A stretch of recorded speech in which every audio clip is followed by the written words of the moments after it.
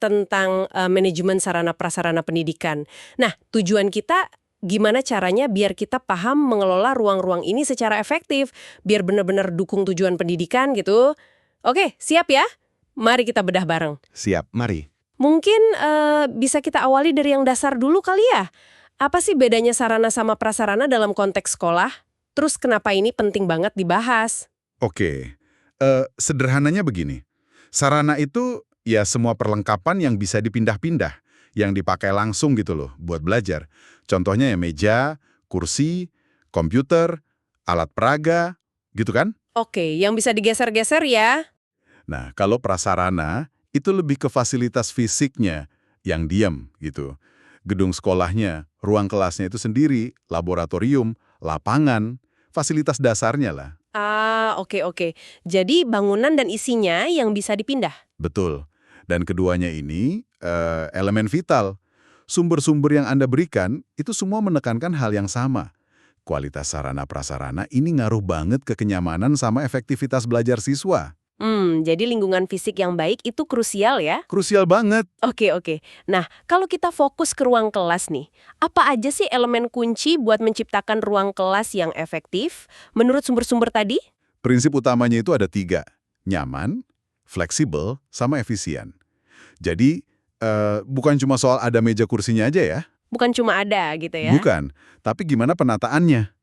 Sumber-sumber itu nyebutin pentingnya misalnya ukuran ruang kelas. Harus cukup luas per siswanya. Oh iya, ada standarnya gitu. Ada yang menyebut idealnya minimal 2 meter persegi per siswa. Terus, pengaturan tempat duduknya juga. Penting banget ini, harus fleksibel. Fleksibel gimana tuh maksudnya? Ya nggak harus melulu hadap depan semua, gitu kan? Bisa diatur model kelompok atau bentuk U, tergantung kebutuhan pelajarannya apa. Iya, biar bisa diskusi atau kerja kelompok ya? Betul. Terus, pencahayaan juga. Harus cukup terang, nggak bikin silau, tapi juga nggak redup. Sirkulasi udaranya juga penting, biar nggak pengap. Biar nggak ngantuk ya di kelas? Nah, itu dia. Sampai aspek akustik atau kebisingan juga disebut. Pokoknya semua dibikin gimana caranya siswa bisa konsentrasi penuh. Wah, detail juga ya. Bukan cuma soal estetika berarti, tapi benar-benar mendukung fungsi belajar yang macam-macam itu. Menarik. Iya, sangat fungsional. Nah, kalau dari kelas kita geser sedikit nih ke ruang guru. Seringkali kan tempat ini agak, gimana ya, kurang diperhatikan gitu. Padahal penting juga kan, pengelolaannya yang ideal gimana? Justru itu, ruang guru ini sering dianggap sekunder, padahal prasarana pendukung yang vital banget. Ini kan tempat guru nyiapin materi ajar, diskusi sama rekan sejawat, bahkan istirahat sebentar buat jaga energi. Betul, tempat recharge juga ya?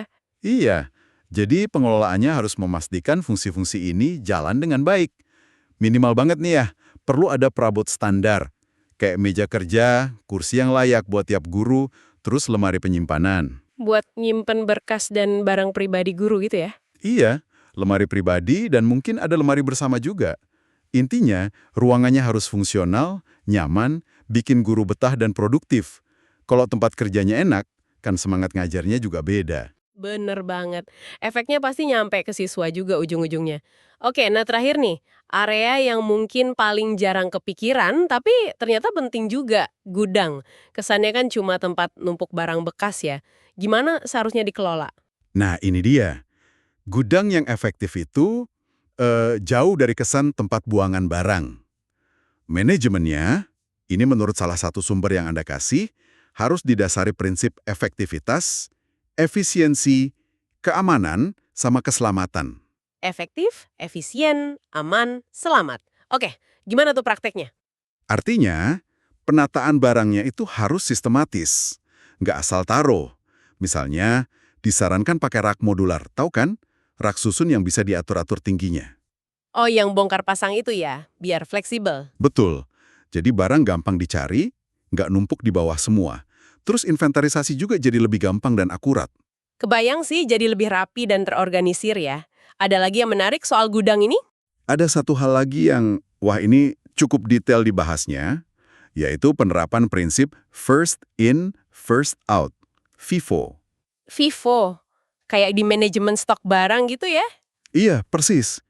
Ini biasanya diterapin buat barang-barang habis pakai, kayak bahan kimia di lab, atau ATK, alat tulis kantor, itu barang yang datang duluan, ya harus dipakai duluan. Oh, biar nggak ada yang kedaluarsa atau rusak gitu ya karena kelamaan disimpan? Tepat sekali. Tujuannya itu, biar efisien penggunaannya. Wah, keren juga ya, sampai mikirin FIFO segala di gudang sekolah. Ini nunjukin kalau manajemen gudang yang benar itu bukan cuma soal rapi, tapi ada kaitannya sama efisiensi penggunaan barang dan ya anggaran sekolah juga kan ujungnya. Tepat sekali. Ini semua bagian dari siklus manajemen aset sekolah secara keseluruhan. Bahkan, ada singgungan juga soal penggunaan sistem inventaris yang mungkin bisa digital ke depannya, buat pemantauan real-time. Sistem inventaris digital ya? Hmm, Iya. jadi gudang yang tertata baik itu mempermudah semua proses, mulai dari perencanaan butuh barang apa, pengadaannya, sampai nanti kalau ada barang yang udah nggak layak pakai, ya proses penghapusannya juga jelas. Jadi, makin jelas ya sekarang ya. Mengelola ruang kelas, ruang guru, sampai gudang itu ternyata nggak sekedar nyediain fisiknya aja. Tapi ada strategi, ada manajemen di baliknya yang saling terkait gitu ya, buat dukung pendidikan yang berkualitas. Sangat tepat. Fokusnya memang bukan cuma ketersediaan fisiknya, tapi gimana manajemennya memastikan semua sarana dan prasarana ini berfungsi optimal, efisien, dan juga aman.